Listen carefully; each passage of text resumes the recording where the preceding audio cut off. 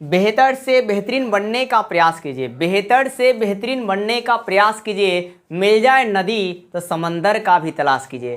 कहने का मतलब दोस्तों ये है कि अगर आप पढ़ रहे हैं और आपको कोई भी जॉब मिल जाती है, उसके बाद आप क्या कीजिए, उसमें जॉब में ईमानदारी पूर्वक काम कीजिए और अपने जॉब को और आगे ऊंचे पद लाने का प्रयास कीजिए।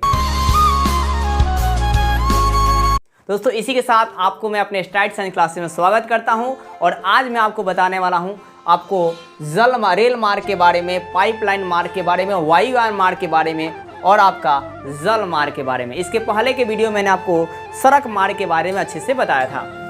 तो दोस्तों सबसे पहला पॉइंट है कि पेपर बिहार बोर्ड में बहुत धमाकेदार तरीके से पूछा जाता है कि रेल मार्ग जो है रेल मार्ग का जो विकास है कब हुआ था, तो 16 अप्रैल 1853 में हुआ था। और रेल मार्ग को कहां से कहां चलाया गया था पहली बार, तो मुंबई से थाने। रेल कहां से कहां तक चली थी पहली बार, मुंबई से थाने चली थी। और कितना किलोमीटर चली थी, तो 34 किलोमीटर के लिए चली थी। अब इसके अलावा दोस्तों आपको याद हो जाना चाहिए कि पेपर में बिहार बोर्ड ज़्यादातर कौन पूछता है, तो रेल कहां से कहां तक चली थी। रेल भारत में कहां से कहां तक पहली बार चली थी, तो मुंबई से थाने तक चली थी। ये भी आप याद रखिएगा। अब है क्या, मेट्रो रेल की सेवा जो है प्रारंभ में कहाँ दिया गया, तो कोलकाता में और उसके बाद दोस्तों दिल्ली में। लेकिन पेपर में जानते क्या पूछता है, पूछता ये है कि बताइए कि भारत में मेट्रो रेल की सेवा कहाँ पर उपलब्ध थी, तो दोस्तों कोलकाता और दिल्ली में। अब है क्या दोस्तों, कोलकाता में कब मेट्रो रेल स्टार्ट हुआ, तो 24 अक्टूबर 1984 को। अब दिल्ली में कब प्रारंभ हुआ, तो 24 दिसंबर 2002 को।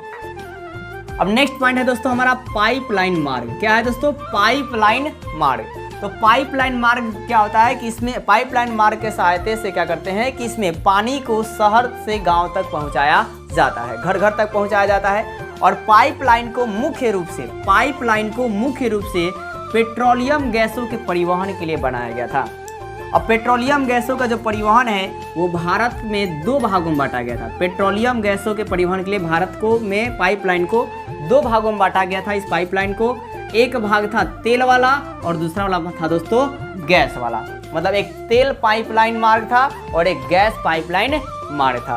तेल वाला में डीजल, केरोसिन ये सब ज़्यादा था और गैस वाला में दोस्तों LPG गैस हो गया, जिस पर आप खाना वाना बनाते हैं, CNG गैस हो गया। अब नेक्स्ट है दोस्तों हमारा वायुयान मार्ग। दोस्तों वायुयान मार्ग ये होता है कि वायुयान मार्ग जो है आपका सबसे महंगा साधन है। क्या है दोस्तों, सबसे महंगा साधन है। मतलब हवाई जहाज़ से कहीं आप जाइएगा तो उसमें ज़्यादा आपको खर्चा लगाना पड़ेगा ट्रेन के मुकाबले या सड़क गाड़ियों के मुकाबले, ठीक है। अब है क्या दोस्तों, ये सबसे महंगा साधन है, लेकिन लंबी दूरी के लिए आरामदायक होता है। आप आसानी से बैठिए और चले जाइए, ठीक है। और ये बहुत ही इसमें समय की बचत भी होती है। लेकिन आपकी नेक्स्ट बात है क्या कि इसका भारत में आरंभ कब हुआ, तो 1911 में। भारत में इसका आरंभ कब हुआ, 1911 में। कहाँ से कहाँ तक हुआ, इलाहाबाद से नैनी। कितना किलोमीटर, 10 किलोमीटर। कितना किलोमीटर चला दोस्तों, 10 किलोमीटर। और इसका उपयोग प्रारंभ में वायुयान मार्ग का उपयोग काहे किया गया, तो डाक सेवा के लिए। किसके लिए दोस्तों, डाक ले जाने के लिए, मतलब डाक सेवा के लिए किया गया। डाक सेवा मतलब दोस्तों कागज पत्रों को एक जगह से दूसरे जगह ले जाने के लिए किया गया था। अब नेक्स्ट पॉइंट है दोस्तों हवाई अड्डों का जो विकास है, इसके लिए क्या गठन किया गया, तो एयरपोर्ट अथॉरिटी ऑफ इंडिया का गठन किया गया। कब गठन किया गया, तो 1 अप्रैल 1955 को। दोस्तों है क्या, हवाई अड्डों के विकास के लिए एयरपोर्ट अथॉरिटी ऑफ इंडिया का गठन किया गया। कब किया गया, 1 अप्रैल 1955 में। अब नेक्स्ट है दोस्तों जल मार्ग। तो है क्या कि जल मार्ग से आप क्या करते हैं, एक वस्तु को एक जगह से दूसरे जगह लेकर जाते हैं, तो वैसे मार्ग को जल मार्ग कहते हैं। जल मार्ग का जो विकास है 1806 में किया जाता है। कैसे किया जाता है, तो बकिंघम नहर बनाया जाता है और उसको कनौज नहर से मिलाते हुए गोदावरी और कृष्ण नदियों से जोड़ा जाता है। और इसको बनाने के बाद क्या हो दोस्तों कि यातायात के साधन बहुत ही आसान हो गए और आसानी से एक जगह से वस्तु को दूसरी जगह लेकर जाया चला गया।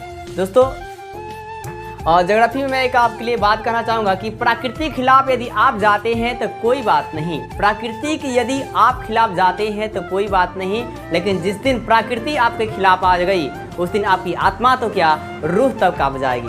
कहने का मतलब दोस्तों ये है कि अगर बहुत ज़्यादा पेड़ पौधों को काट रहे हैं, बहुत ज़्यादा AC चला रहे हैं, तो AC से दोस्तों आपका CFC गैस निकलती है, क्लोरोफ्लोरोकार्बन गैसेज निकलती है, जो हमारे ओजोन लेयर को प्रभावित करती है। ओजोन लेयर जो आपका है जो हमें पराबैंगनी किरण से बचाता है। जो सूर्य की किरण है उस पराबैंगनी किरण से बचाता है, और ये अगर क्षतिग्रस्त हो जाता है तो पराबैंगनी किरण पृथ्वी पर डायरेक्ट पड़ेगी और पृथ्वी का तापमान बढ़ जाएगा और मनुष्य को अनेक सारी बीमारी होगी, जैसे चर्म रोग होगा, त्वचा कैंसर होगा, मतलब भयानक बीमारियां होगी, और इसे आदमी इसी में उलझ जाएगा और पूरी दुनिया तबाह हो जाएगी। तो दोस्तों अगर आपको वीडियो अच्छी लगी हो तो वीडियो को लाइक और सब्सक्राइब जरूर करें, और ज़्यादा से ज़्यादा दोस्तों वीडियो को शेयर करें।